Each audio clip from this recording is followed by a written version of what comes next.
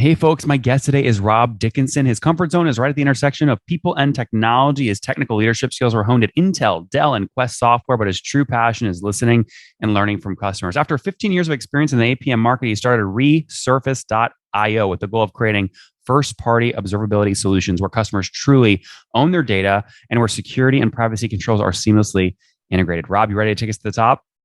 Let's do it. Bring it. Oh, you bet. All right. You describe this as an API analyst in a box. Who's paying for this and what are they using it for?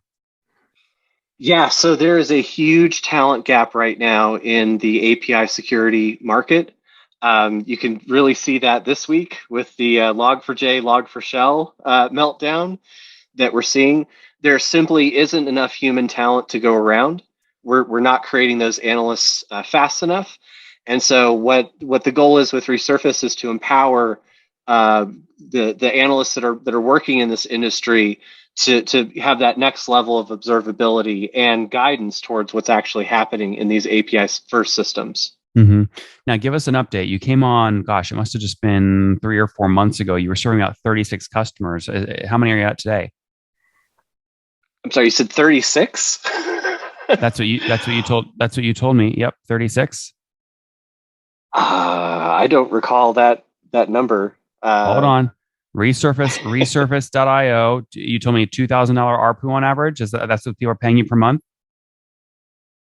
Gosh, are you sure we're not commuting this with another?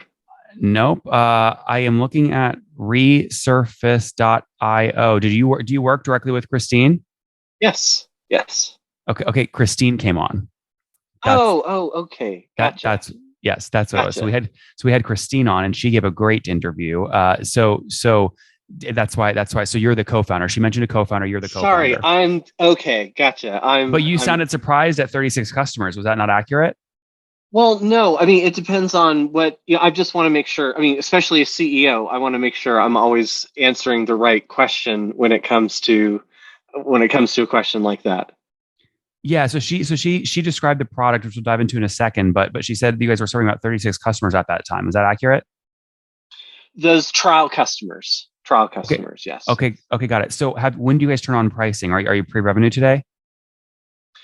We have our first paying customer. We are taking revenue today. We're not publicly publishing our pricing right now on our website, but we do have a ready to go pricing model. And part of that is that we've just shifted from kind of a product led approach to really a concierge led approach. A lot of what we're hearing, which is kind of different than the customers that we were talking about, when Christine was on the program last time, I'm sure. What we've really narrowed in on is customers who are really explicitly looking to run an OWASP compliance program or run a quality improvement program where they need significant amount of services to go with that. And so we've done a little bit of a pivot there from more of a product led approach to more of an enterprise package that includes a lot more services. Mm-hmm. And so services are great. You can usually get away with that if you're bootstrapped. But if you've raised, VCs hate services. So have you guys bootstrapped the business state, or did you raise? We raised to get to this point, and it's basically what where we're coming from. This is that API security is so new that a lot of people are talking about it, but they don't really understand what the components are that are even involved in that.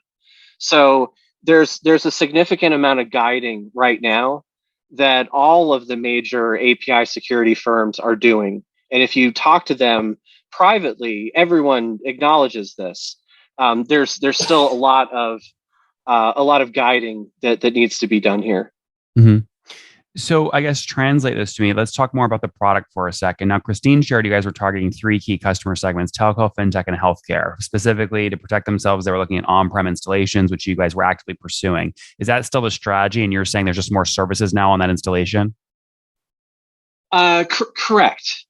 So what we're really focusing on is decentralizing the storage of this information and making sure that this information stays in the hands of the API providers rather than handing that data off to a third party that then remonetizes that data. Mm-hmm. We don't think that that's the future of data handling when when it comes to these kinds of use cases. And you certainly hear that in banking and telco, 5G, especially, having that computation and that data storage at the edge, and not just limited to centralized services, is really, really important. So, Rob, I'm the bank of Latka. I'm signing up. I want to use your tool, right? What are you going to charge me to sort of, let's say I want to spin up, I don't know, 7 nodes, something like that, right? What are you going to charge me to set up and then ongoing?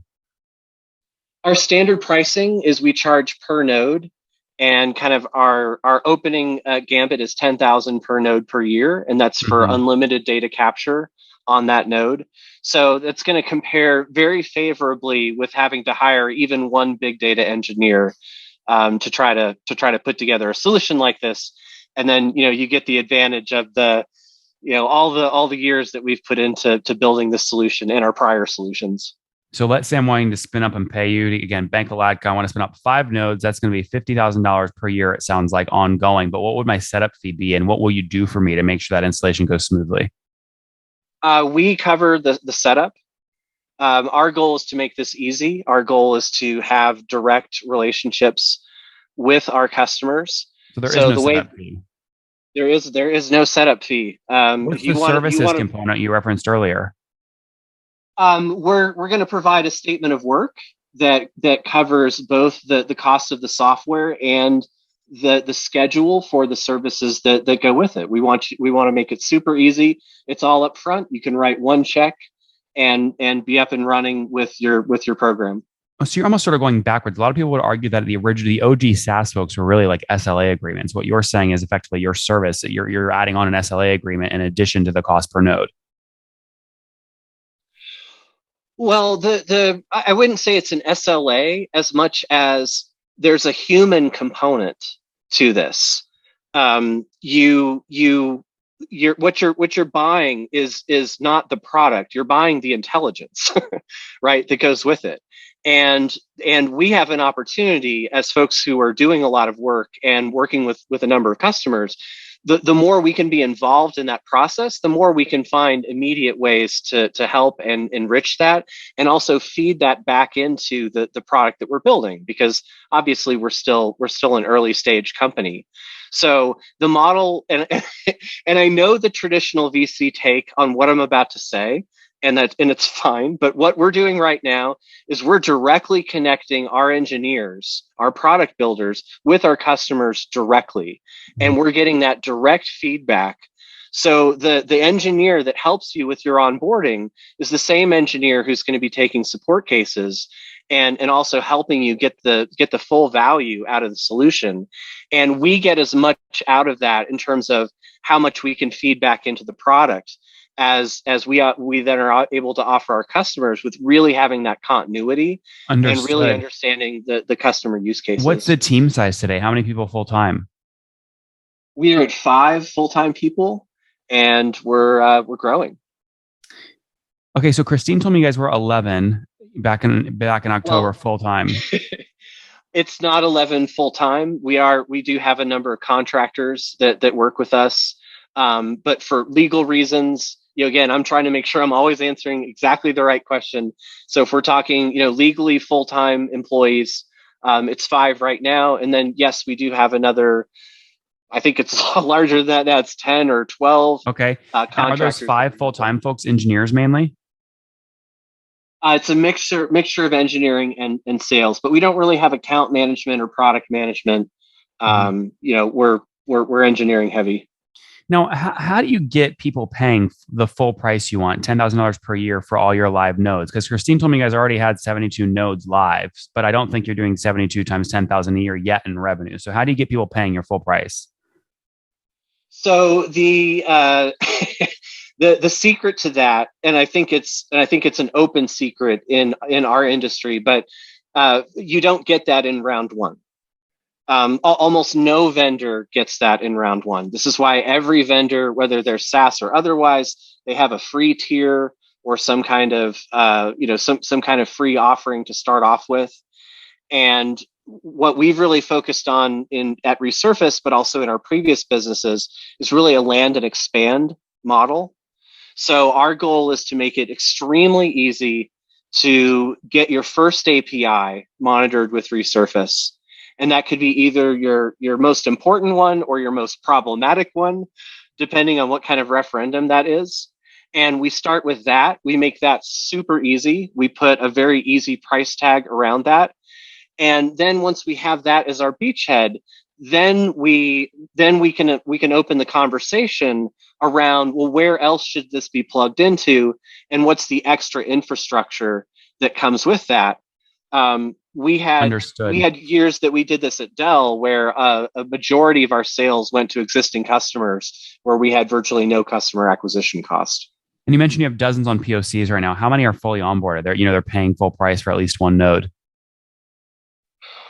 Oh gosh, I don't have that in front of me right now, but it's growing every day. What are we talking, Robert? Are we talking like one or two of the 36, something like that?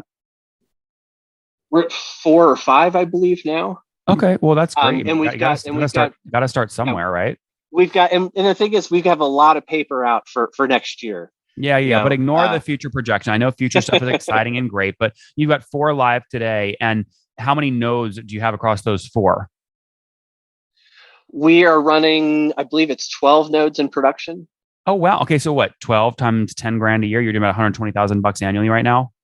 That's about where we're dialed in. Yeah, That's which was great. about Okay. where we hope to be by this point. Yeah, no, that's fantastic. Now, are you guys looking at raising a Series A next year? And if so, what revenue do you think you have to hit to do that? It's really interesting. There's a couple different ways to look at this, and what's fun about it is that we raised our seed during really the height of the pandemic, when I mean, there's so much money floating around right now. It's kind of amazing.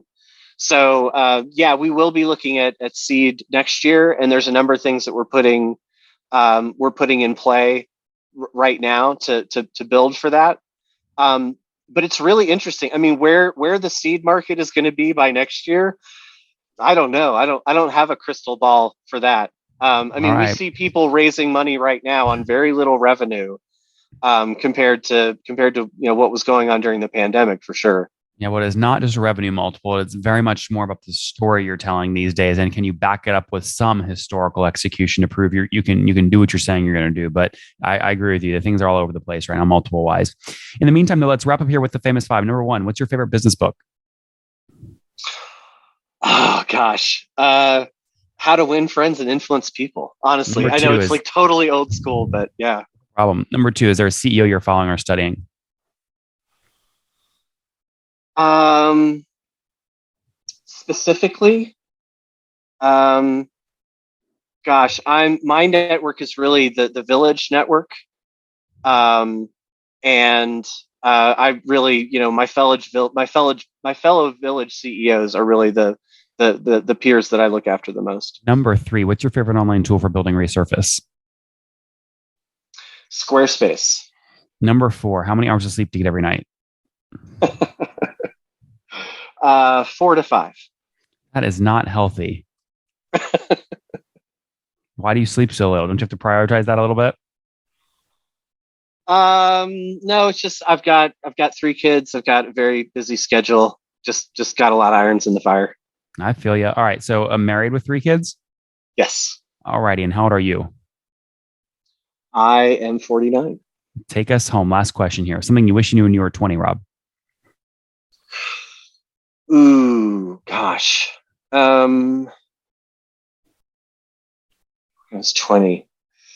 Um, Fail a lot. Failure is good. Having opportunities to fail sooner rather than later are even better. Guys, resurface.io, they're helping brands, especially brands in the telco, fintech, and healthcare space, take back control of their security by on-prem installation. They can take over those API endpoints to make sure, again, they are safe, they are secure. They're charging per node, right? $10,000 per year per node. For customers live today with about, call it 10 nodes, right? It's about 120,000, 12 nodes, $120,000 a year in revenue as they look to scale, deploying the 2 million bucks they raised in their pre-seed round during COVID. 5 folks on the team today as they look to scale. Rob, thanks for taking us to the top. Thanks so much. Appreciate it. One more thing before you go. We have a brand new show every Thursday at 1 p.m. Central. It's called Shark Tank for SaaS. We call it Deal or Bust. One founder comes on, three hungry buyers. They try and do a deal live, and the founder shares back-end dashboards, their expenses, their revenue, ARPU, CAC, LTV, you name it, they share it. And the buyers try and make a deal live. It is fun to watch every Thursday, 1 p.m. Central. Additionally, remember, these recorded founder interviews go live. We release them here on YouTube every day at 2 p.m. Central. To make sure you don't miss any of that, make sure you click the subscribe button below here on YouTube, the big red button, and then click the little bell notification to make sure you get notifications when we do go live. I wouldn't want you to miss breaking news in the SaaS world, whether it's an acquisition, a big fundraise, a big sale, a big profitability statement, or something else. I don't want you to miss it. Additionally, if you want to take this conversation deeper and further, we have by far the largest private Slack community for B2B SaaS founders. You want to get in there. We've probably talked about your tool if you're running a company or your firm if you're investing. You can go in there and quickly search and see what people are saying. Sign up for that at nathanlatka.com/Slack. In the meantime, I'm hanging out with you here on YouTube. I'll be in the comments for the next 30 minutes. Feel free to let me know what you thought about this episode. And if you enjoyed it, click the thumbs up. We get a lot of haters that are mad at how aggressive I am on these shows, but I do it so that we can all learn. We have to counter those people. We got to push them away. Click the thumbs up below to counter them and know that I appreciate your guys' support. All right, I'll be in the comments. See ya.